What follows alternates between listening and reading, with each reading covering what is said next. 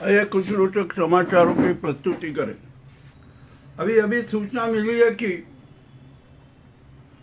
Supreme court ने एक निर्णय दे दिया है कि भविष्य में कोई भी चुनाव ईवीएम से नहीं होगा, बैलेट पेपर से चुनाव होगा। ठीक है, अच्छी बात है, अच्छा निर्णय है, ऐसा होना ही चाहिए। अब बिहार चुनाव का क्या होगा? बिहार चुनाव ईवीएम से होंगे या बैलेट पेपर से होंगे, इसके बारे में अभी निर्णय होना बाकी है। अब समय बहुत कम बचा है और हो सकता है कि प्रथम चरण का मतदान ईवीएम से ही होगा, ऐसा लग रहा है। क्योंकि आज 3 तारीख हो गई है, 6 को मतदान है, कल चुनाव प्रचार खत्म हो जाएगा और इतनी जल्दी बैलेट पेपर के जो मतपत्र वो तैयार हो नहीं सकते। ठीक है, अब जो भी होगा ना, चलिए अभी मान लेते हैं कल 4 तारीख को एसआईआर पर सुनवाई है। एसआईआर के मामले में तो बड़े रोचक समाचार आ रहे हैं। कितने घोटाले हैं, कितने मतदाता सूची में कितने लोचे हैं, कितने घोटाले हैं। तो इन घोटालों को साक्षी मानते हुए एसआईआर को रद्द कर सकती है सुप्रीम कोर्ट। सूर्यकांत और बागची जी के सामने प्रकरण है और कल उस पर उनको निर्णय देना है। अब तारीख पे तारीख बढ़ाने का कोई औचित्य भी नहीं है। मामला बड़ा विचित्र हो गया। अब देखते हैं क्या होता है, क्या नहीं होता है। और अब तो जनता और हम सब साफ कह रहे हैं कि बिहार का चुनाव अवैध और शून्य और परिणाम शून्य घोषित कर दिए जाएं। इसमें कोई अब शंका नहीं और बिहार में राष्ट्रपति शासन लागू कर दिया जाए। ठीक है, अब यहाँ पर किसान फसल बीमा योजना में तो बड़े रोचक मामले सामने आए। केंद्र सरकार ने फसल बीमा योजना में तो कमाल ही कर दिया। किसानों को राहत राशि दी गई, बीमा राहत राशि। कहा कि सरकार किसानों के साथ खड़ी है, वो खड़ी है। और आप सुनकर आश्चर्य करेंगे कि राहत राशि कितने की आई। 3 रुपये से लेकर 25 रुपये तक की बीमा फसल योजना राहत राशि आई है ना। बड़ा विचित्र खेल। इंडिया में इससे बड़ा जादू का खेल और कौन सा हो सकता है। अब इस घटना को लेकर किसान पूरे आंदोलन पे, और यही नहीं, पूरे देश का किसान अब आंदोलन पर है। आखिरकार किस प्रकार का ये नाटक हो रहा है देश में, अब किसान भी समझ चुके हैं। मामला तो बड़ा है विचित्र। जो कहती है हम किसानों के साथ है, किसानों के साथ है, अरे नहीं, ये तो जो है ना धन कुबेरों के साथ है, शोषकों के साथ है, अन्यायियों के साथ है। ये भी अब किसी से छिपा नहीं है, ये मामला भी उजागर हो गया। और यहाँ पर देश में तो अनेक प्रकार के नाटक हो रहे हैं।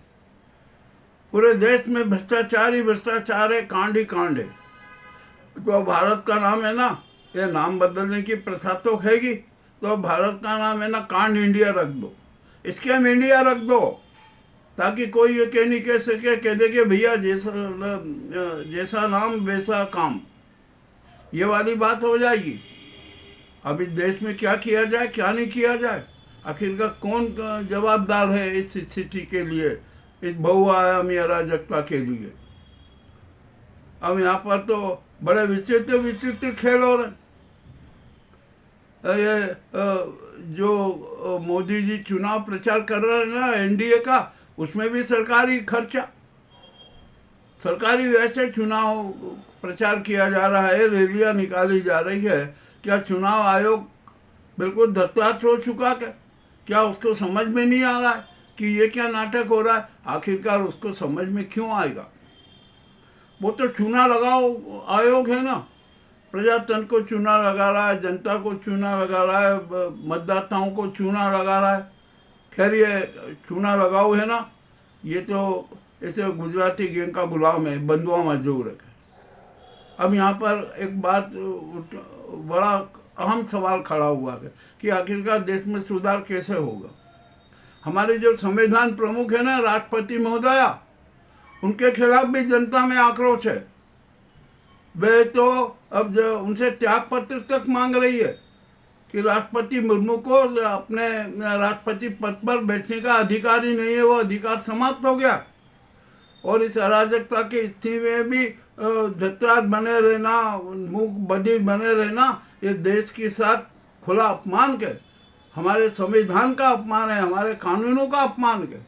अरे जो राष्ट्रपति अपना राजधर्म, राष्ट्र धर्म, जन धर्म, संवैधानिक धर्म और सनातन धर्म का निर्वाह नहीं कर सकती, वो भारत के सबसे पहले पर अहम पद पर कैसे बैठ सकती है? उनको तो त्याग पत्र दे देना चाहिए। और अभी जो महाराष्ट्र के किसानों के साथ जो गद्दारी हुई, धोखाधड़ी हुई ना, राहत राशि के नाम पर 3 से 25 रुपए की राहत राशि दी गई फसल बीमा योजना के रूप में। ये राष्ट्रपति को सोचना चाहिए, उनको शर्म आना चाहिए। और जो केंद्र की ये गुजराती गैंग की सरकार है, उसको शर्म आना चाहिए। किंतु यहाँ तो ये बेशर्मों की फौज है, किसी को शर्म नहीं आ रही है। किस प्रकार का अन्याय हो रहा है, शोषण हो रहा है, मगर ये किसी को दिख नहीं रहा है। और ये हमारी राष्ट्रपति मुर्मू जी तो इसे गुजराती गैंग के हाथों की कठपुतली बनी हुई है। वो जैसा नचाती है वैसा नाच रही है। मामला बड़ा गंभीर हो गया क्या? और यदि अब इस गुजराती गैंग ने राष्ट्रपति जी में तनिक भी शर्म होना तो स्वेच्छा से अपने पद से त्याग पत्र लेनी। मामला तो बड़ा विचित्र हो गया। और अभी अभी मैं समाचार देख रहा था कि अब तो सेना में भी है ना, ये मनुवादी चेहरे घुसने लगे। हमारे जो द्विवेदी जी हैं वो अध्यक्ष बने, यहाँ पर किसी समारोह में भाग लेने आए तो उनका भगवा शाल ओढ़ाकर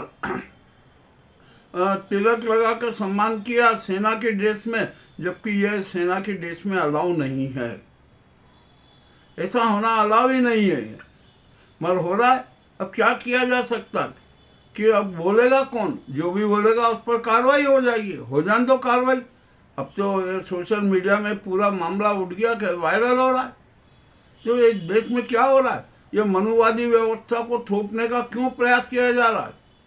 और सेना को तो अब सतर्क रहना पड़ेगा कि देश को बर्बाद करने के लिए, तबाह करने के लिए ये मनुवादियों के षड्यंत्र जारी हैं। अब क्या कहें, किससे कहें, कैसे कहें? बड़ी विचित्र स्थिति होती जा रही है देश में। और ये बिहार चुनाव की क्या बात करें, वहाँ पर तो बड़ी विचित्र स्थिति हो गई है। जंगल राज, और वहाँ जंगल राज हो गया। ये जो इस 20 साल के शासनकाल में जंगल राज, और वहाँ जंगल राज को वहाँ जंगल राज में बदल दिया गया। अभी यह मोकामा की घटना भी इस बात का प्रत्यक्ष प्रमाण है, किसी से कुछ कहने की जरूरत नहीं है।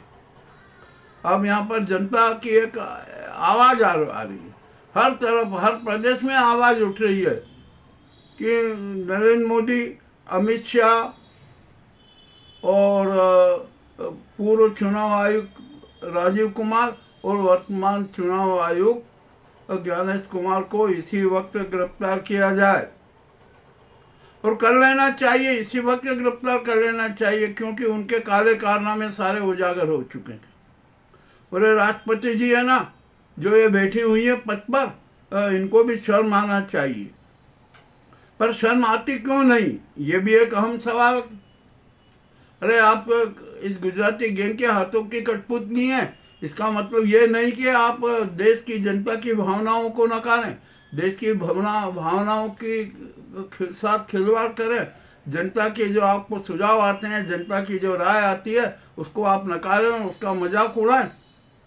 नहीं है आपको इस पद पर बैठे रहने का अधिकार। तो आइए, अब यदि हमारे इस कड़वे समाज से आपको दर्द पहुंचेगा ना, दुख पहुंचेगा ना, तो ये सत्य की आवाज़ है, ये सत्य संवाद है। तो यदि आपको सत्य संवाद सुन के यदि थोड़ी बहुत भी शर्म आ जाए ना, तो देश में इसी वक्त आपातकाल की घोषणा कर दीजिए, इस नाजी सरकार को तत्काल भंग कर दीजिए और देश में राष्ट्रपति शासन लागू कर दीजिए। किसी भी हालत में यह करना जरूरी है।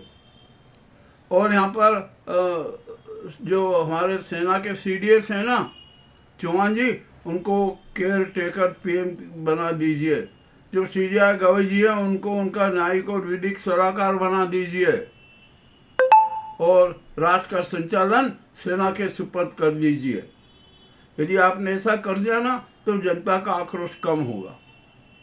अब क्या कर सकते हैं, वो करती है कि नहीं ये देखना। और हमें तो पूरा विश्वास है कि वो ऐसा कठोर कदम उठाएगी नहीं, क्योंकि उनको तो नाचना है ना इस गुजराती गैंग के इशारों पर। चलिए ठीक है जो भी है। और अब संघ की भी इज्जत तो मिट्टी में मिल गई और मिट्टी में मिला दिए। और इस नाजी गुजराती गैंग ने तो और उसकी खटिया खड़ी कर दी। और अब तो ऐसा लग रहा है कि संघ का संचालन भी है नाजी गुजराती गैंग कर रही। उनके जो 2-3 दल्ले हैं ना, जिन्हें मोहन भागवत जी ने अपने